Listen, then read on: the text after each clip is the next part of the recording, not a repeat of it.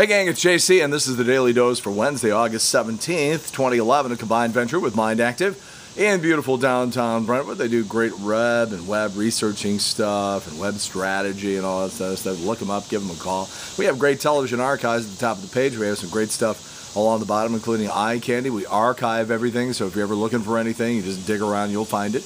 And, of course, we have our rock and roll poll question off the corner yesterday. Do you think the Rams will still be in St. Louis in 5 years? I ask that question because, as you know, we've been talking about it the last couple of days, and on the Big 550 KTRS with Trish Gazelle and I every day. You know, this business of bringing in Los Angeles announcers for the exhibition games just smacks of hostility and passive-aggressive stuff from the St. Louis Rams. You know, you got this whole community here worried that they might hightail it back to California.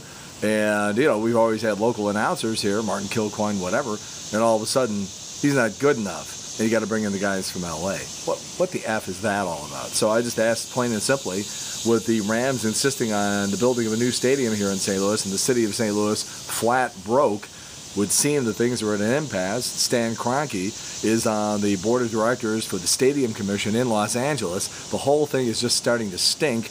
And it came out about 50-50. 53% of you said, yes, the Rams will be here in 5 years. 47% said, no. I think that's about right, too. I think it's about 50-50.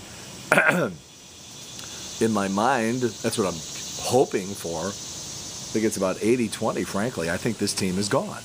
But that's another story for another day. We'll get to that. All right. Scott Sherman, our legal eagle, joins us in the 1 o'clock hour every Wednesday on the Big 550 KTRS. And we always try to talk about legal stuff that has some sort of actual ramification involving your life. You know, because lawyers get out and they start yapping about the probate and all that sort of stuff, and it's just like... So, you know, we try to talk about stuff that's going on in the news every Wednesday in the 1 o'clock hour with Scott Sherman. He's got his own show on Saturdays at 5 o'clock, but we have him in on Wednesdays. And so I said to him, you know, seeing a lot of stories these days about all these ramifications of naked photographs of people and sex videos being released to the public, being put on the internet. And it just seems to me that there's some sort of inconsistency, because sometimes, you know, people get sued and arrested and everything for invasion of privacy, and then sometimes it's like people do it and nothing happens, and people just seem to get away with it. And I'm sure it varies from state to state. But the big question is, you know, what are the rules? Can you get in trouble if you take something? Maybe you got an ex-boyfriend or an ex-girlfriend, and you deliberately set out to embarrass them, or maybe you just dig the way you guys looked having sex, and so you decide to put that on the internet, or maybe there's some still photographs, or whatever. What are the rules? So we're going to kick that around. So our rock and roll poll question today is, does a nude photograph of you exist? Up or down? Yes or no? Please answer in the corner. This ought to be fascinating. I can't wait for the results of this rock and roll poll. We'll have them for you tomorrow. All right, Starbucks CEO Howard Schultz is fed up with Washington. He is especially at his breaking point with regard to the big contentious debate over raising the debt ceiling and the failure to reach a long-term solution to lower deficits. So he said yesterday, no more political donations for anybody. That's it. He's not giving any money to anybody, and he's loaded. He's hoping that it will get their attention. The big question is, will it? Probably not one guy, but a lot of people do it, and Howard Schultz is saying, I want everybody in on this. I want, because you buy, when you make a political donation, you're buying influence, especially if it's a lot of money, obviously. And if they all band together, you know, they're not going to, but it's a nice, crazy dream. So that's the deal there. All right, back in 1997, before she married Kelsey, you had this Camille Grammer, and we dug back and found some pictures of her from Playboy in 1997. Let me just tell you, right now she's starting to look a little manufactured. Some of that plastic surgery and Botox and sort of all that stuff is setting in, plus the onset of age, and nobody is beautiful forever. But boy, I'm telling you, back in 1997, this is like, almost like 14 years ago almost. You want to talk about white hot. Her pictures when she was in her early 20s are, and you can understand why Kelsey locked it down, irritable bowel syndrome and all, because this was one white hot babe. She's 43 in a couple of weeks, and if you want to see these pictures, if you're a red-blooded American male, you might want to go to egotastic.com, egotastic, Facebook.com and punch around a little bit. You will be astonished. She used to do a lot of softcore sex flicks, and she was naked all the time. But, man, this is outstanding stuff. Capri Anderson. This is the woman who locked herself in the bathroom at the hotel in New York when Charlie Sheen lost it, went berserk. She will definitely not be in on the roast of Charlie Sheen on Comedy Central. As a matter of fact, we're not really sure outside of Seth MacFarlane who is going to be part of that thing, and they better get going on it because the show airs on September 19th, and you got to record it a couple of days in advance to edit it and bleep out all the profanities before it airs. That, by the way, September 19th, the same night that Ashton Kutcher debuts on 2.5 Men, and so the plot thickens. Dr. Phil has scored, if you want to call it that, the first interview with Casey Anthony's parents. That's going to air on Monday, September 12th. And, oh yeah, speaking of Charlie Sheen, Will and Grace former star, Sean Hayes, is working on a gay version of 2.5 Men. Actually, it's sort of a little more like My Two Dads, where you have two gay men struggling to raise a 12-year-old. And now Charlie Sheen wanted to do something really epic. Get on that show. There's one musician who doesn't need any more money, it's Bono. So back in 2009, Bono's company sank $210 million into Facebook. Now this is 2009. That's sort of coming a little bit late to the party. That's what you think. That $210 million is now worth $975 million. In other words, Bono made $765 million over the past 2 years just for joining the Facebook bandwagon, and that doesn't take into consideration any other money from the concerts or the record sales, the merchandising, or anything else. That boy is loaded. We used to have the Bowling Hall of Fame here in St. Louis. Maybe it's just as well that we don't. I have learned that Miley Cyrus has been inducted into the Bowling Hall of Fame. I have no idea why.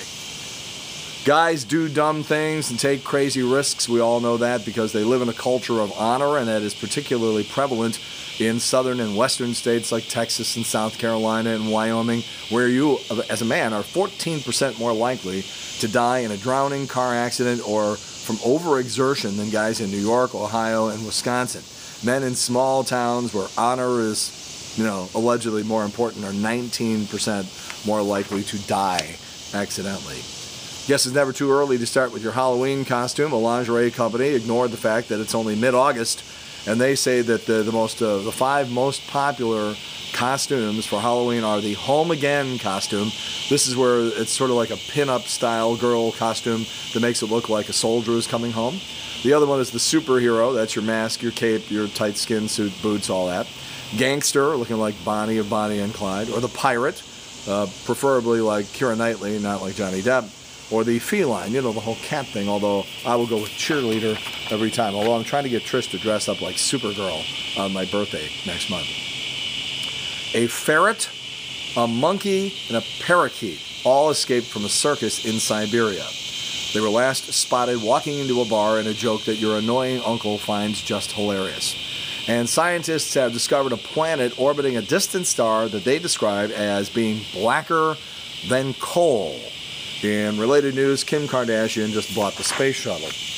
Colbert Report has Jeff Bridges on tonight. I bring that up because they're doing that Big Lebowski reunion. John Goodman in on that and everything. I have a story I'm going to do probably next week about baby boomers and the motion picture industry and how people, Hollywood obviously always seem to be obsessed with younger and younger audiences because especially young boys who, if they like a movie, go see it like 11 or 15 or 28 times. But very interesting stats out with regard to baby boomers and the motion picture industry. We'll have that for you in a couple of days. All right, birthdays today include Sean Penn, who used to nail Robin Wright, Madonna and Jewel, Natalie Portman, and Scarlett Johansson. He is a modern-day hero, legend. And he's looking forward to a relaxing day of sitting at home and punching out the candles on his birthday cake. Sean Penn, 51 today.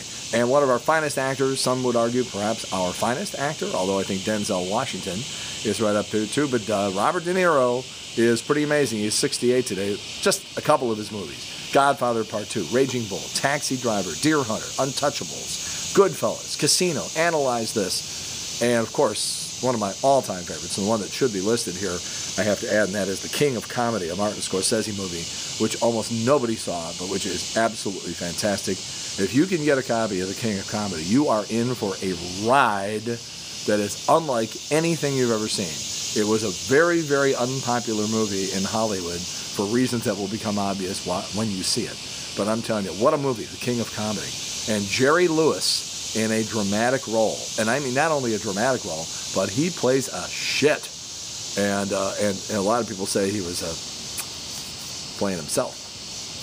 We have 130 days till Christmas. I bring that up because there was a bug, that was a big one too. We only have a couple of days left of the baseball season. And it was on this date in 1957. I told this story for years and people thought I was full of it. And now Keith Olbermann came along when he was on Fox on the pregame show for Major League Baseball, verified it. The newspapers have now verified it. And so now people know I wasn't making this story up. So it's 1957 and Richie Ashburn is at bat for the Philadelphia Phillies. And it was one of those old ballparks where you really only had two exits, and that was the left field foul pole and the right field foul pole. And when the game was over, everybody went out those two places. That's how you got out of the ballpark. So this woman named Alice Roth is sitting sort of behind the dugout. And Richie Ashburn fouls a screamer into the seats and just basically knocks her cold. They stopped the game because they were so terrified that this woman maybe had been killed.